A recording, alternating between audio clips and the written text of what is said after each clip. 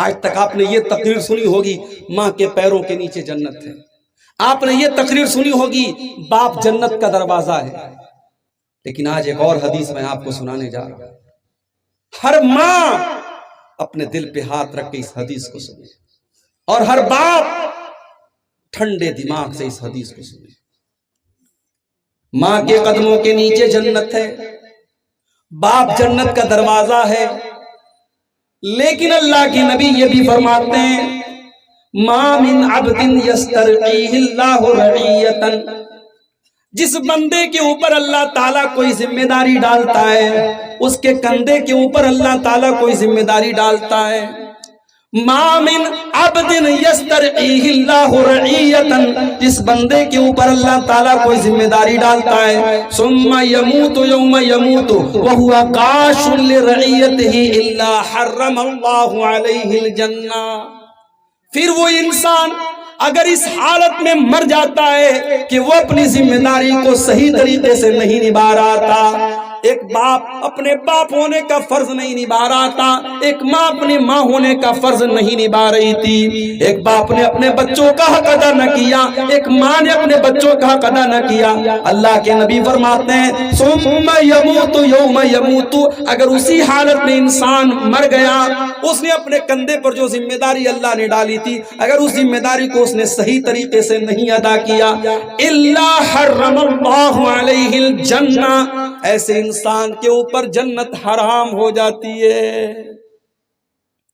میرے پیارے ساتھیوں، باپ بننا بہت نصیب کی بات ہے، لیکن باپ کا حق ادا کرنا یہ اصل کمال ہے۔ اگر آپ نے باپ کا حق ادا نہ کیا، او میری پیاری ماں بہنوں، آپ نے اگر اپنی بیٹیوں کی ماں ہونے کا حق ادا نہ کیا، اگر آپ نے ماں کا فرض نہ نبھایا، اللہ کے نبی کی یہ حدیث آپ کو وارننگ دے رہی ہے، الا حرم اللہ علیہ الجنہ، اس باپ کے لیے جنت حرام ہو جائے گی، اس ماں کے لیے جنت حرام ہو جائے گی۔ ماں باپ کی بہت بڑی ذمہ داری ہے۔ اب کیا ذمہ داری ہے؟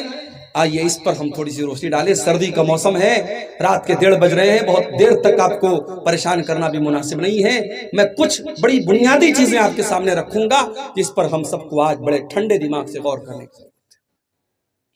میری پیاری ماں بہنوں، میرے بھائیوں، ماں باپ کی سب سے پہلی ذمہ داری یہ ہے، اگر آپ چاہتے ہیں کہ آپ کا بیٹا نیک ہو جائے، آپ کی بیٹی نیک ہو جائے، سب سے پہلے آپ کی ذمہ داری ہے کہ آپ اپنے آپ کو نیک بنائیے، پہلے اپنی اصلاح کیجئے۔ جو ماں خود پردہ نہ کرے گی وہ بیٹی کو پردہ والا کیسے بنائے گی؟ جس ماں کا دوپٹہ کبھی اس کے سر کے اوپر نہ رہتا ہو، اس کی بیٹی دوپٹہ سر پہ رکھنے والی کیسے بنے گی؟ جو ماں دن بھر موبائل پہ بیٹھ کر کے گانا سنتی ہو، اس کی بچی موبائل کے اوپر قرآن کی تلاوت کیسے سنے گی، اور نعتیں اور نظمیں اور تقریریں کیسے سنے گی؟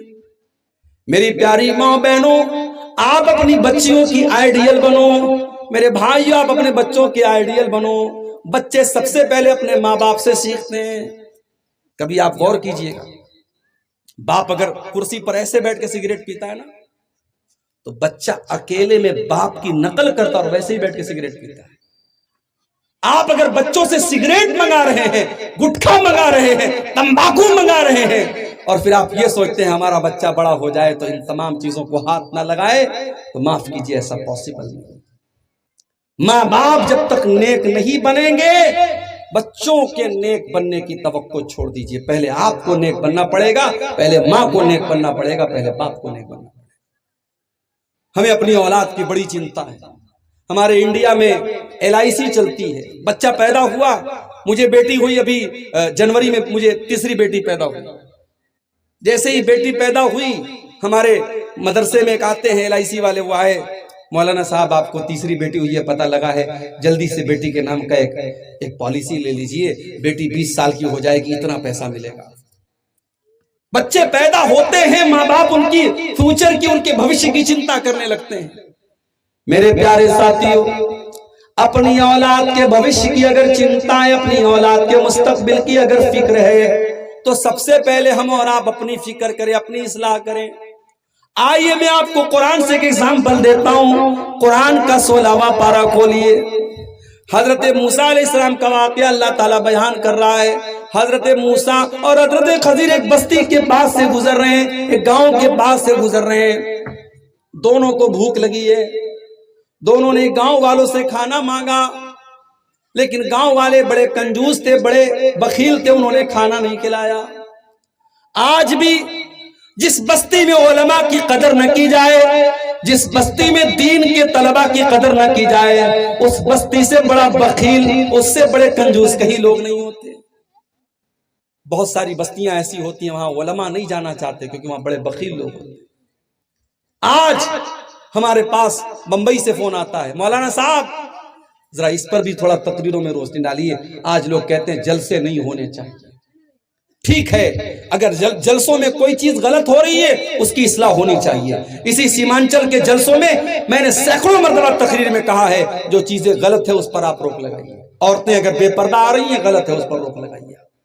سڑک پر آپ عورتوں کی دکان لگوا رہے ہیں غلط ہے, اس پر آپ پابندی لگوائیے. نیپال کے علاقوں میں جلسوں میں بھی میں نے کہا, سیمانچل کے جلسوں میں بھی میں نے کہا, لیکن جلسے بند کر دیے جائیں نہیں میرے بھائی. یہ دین کی بنیاد اور دین کی باتیں آپ کے دلوں تک پہنچانے کا ذریعہ ہے یہ جلسے.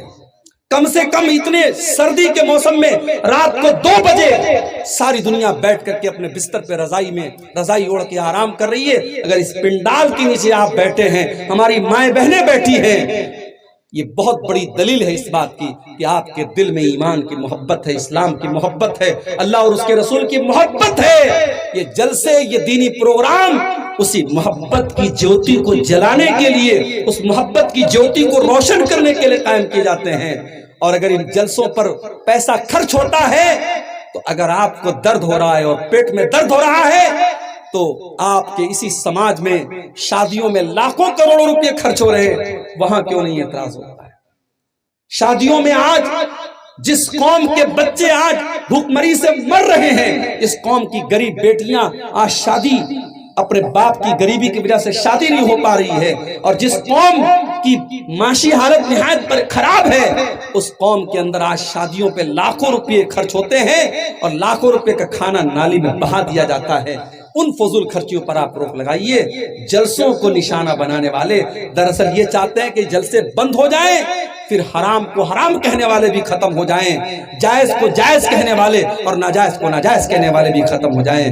میرے بھائیوں, یہ دین کی حفاظت کی تدبیریں ہیں اور یہ آپ کو دین سے جوڑے رکھنے کے طریقے ہیں. لہٰذا ان جلسوں پر آپ بہت زیادہ مشق ستم ان کو نہ بنائیے.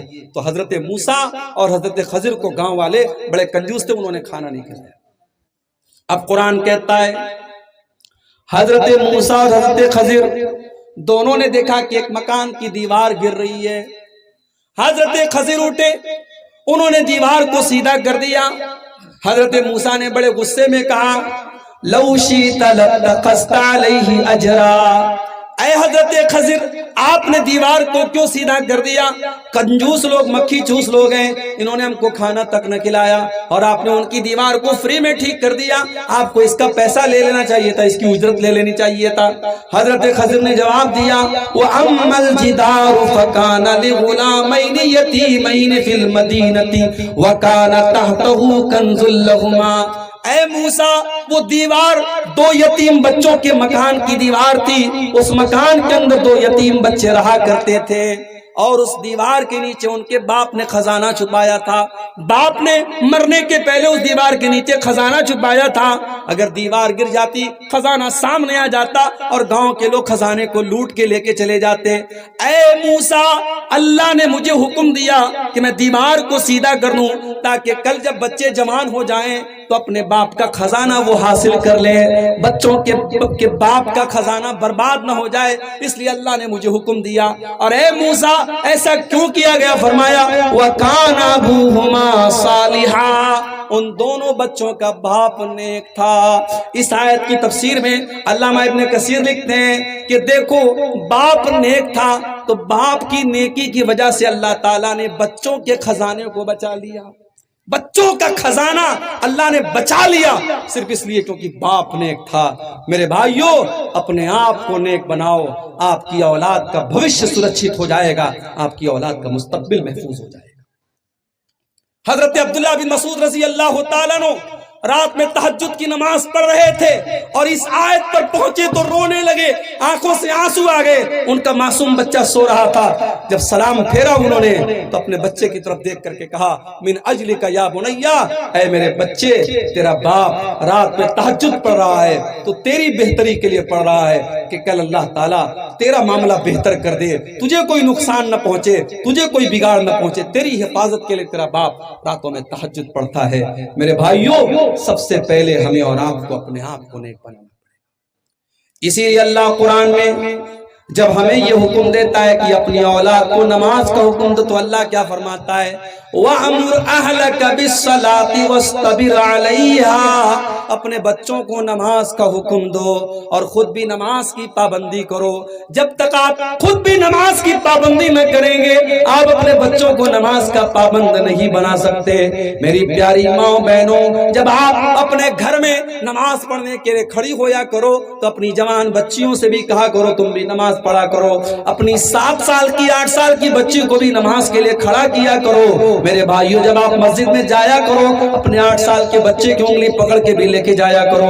اللہ کے نبی فرماتے ہیں، مروا اولادکم بالصلاۃ وهم ابناء 7 سنین، جب تمہارے بچے 7 سال کے ہو جائیں تو ان کو نماز کا حکم دو، اور جب تمہارے بچے 10 سال کے ہو جائیں اور نماز نہ پڑھے تو ان کی پٹائی کرو۔ اولاد کی تربیت، آج ہمارے یہاں باپ مرنے لگتا ہے تو وصیت کرتا ہے۔ کیا وصیت کرتا ہے؟ بیٹا میں نے یہ زمین چھوڑی، یہ جائیداد چھوڑی، یہ پراپرٹی چھوڑی، اس کا ایسے بٹوارا کر لینا، اس کا ایسے بٹوارا کر لینا۔ آؤ تمہیں ہزاروں سال پہلے ایک ایسے باپ کے پاس لے کے چل رہا ہوں جس باپ کے 12 بیٹے تھے اور باپ کا آخری ٹائم تھا، اور 12 بیٹے اپنے باپ کی چارپائی کے آس پاس کھڑے ہوئے تھے۔ باپ کا انتقال ہونے والا ہے، باپ مرنے والا ہے، باپ کی موت کا ٹائم ہے، اور 12 بچے اپنے باپ کی چارپائی کے پاس کھڑے ہیں۔ اور قرآن کریم میں اللہ بیان کرتا ہے، ام کنتم شہداء اذ حضر یعقوب الموت اذ قال لبنیہ ما تعبدون من بعدی قالوا نعبد الہک و الہ آبائک ابراہیم و اسماعیل و اسحاق الہا واحدا۔ اللہ کہتا ہے میرے بندو دیکھو، یعقوب علیہ السلام کا آخری ٹائم ہے، ان کی موت کا ٹائم ہے۔ اپنے بچوں سے وہ سوال کرتے ہیں، اے میرے بچوں تم میرے بعد کس کی عبادت کرو گے؟ میرے بعد کس کی پوجا کرو گے؟ کس کی اپاسنا کرو گے؟ کس کے آگے اپنا سر جھکاؤ گے؟ تو 12 کے 12 بچے کہتے کہ ابا جان ہم ایک اللہ کی عبادت کریں گے۔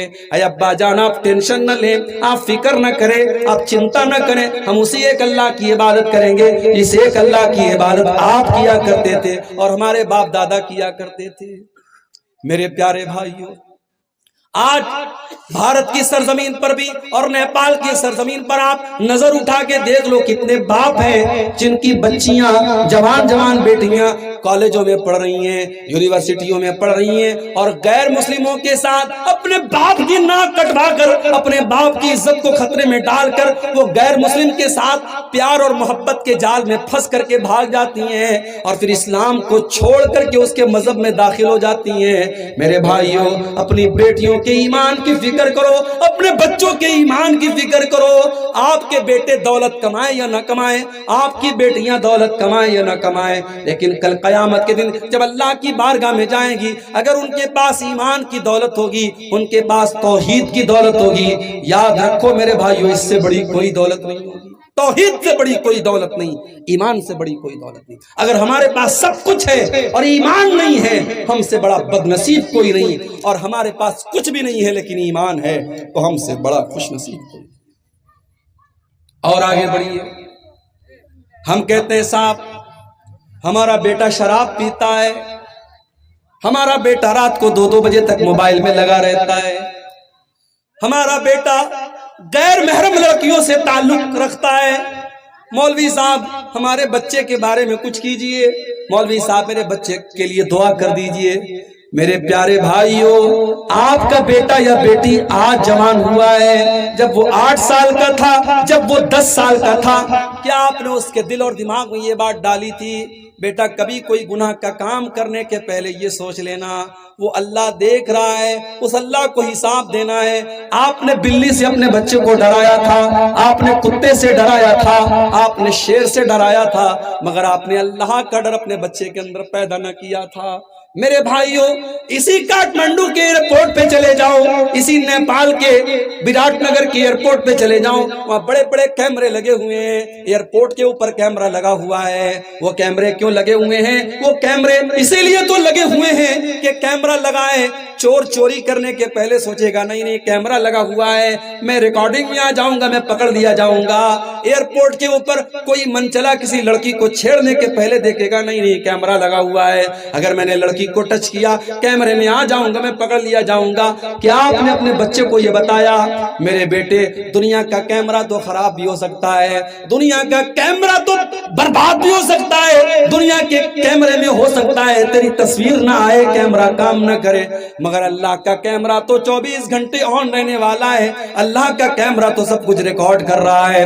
وَإِنَّ عَلَيْكُمْ لَحَافِظِينَ كِرَامًا كَاتِبِينَ، میرے بندے تیرے ہر عمل کو ریکارڈ کرنے کے لیے ہم نے کرامن کاتبین کو مقرر کر دیا ہے، وہ تیری ایک ایک ایکٹیویٹی کو ریکارڈ کر رہے ہیں، تیری زندگی کا ہر پل ریکارڈ ہو رہا ہے۔